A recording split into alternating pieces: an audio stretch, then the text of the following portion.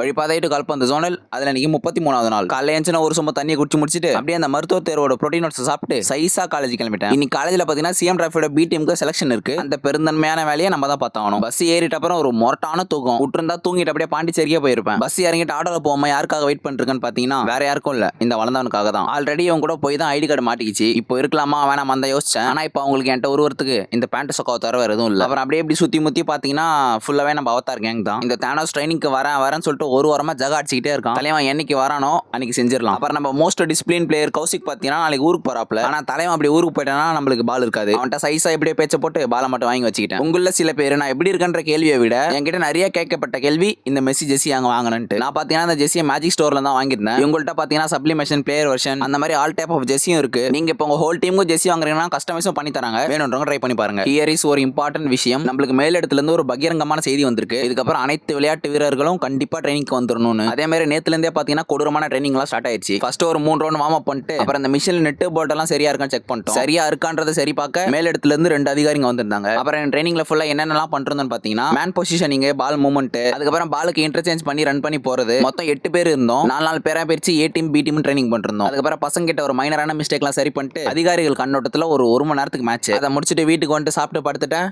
தொடர்பில் இருக்கவும்.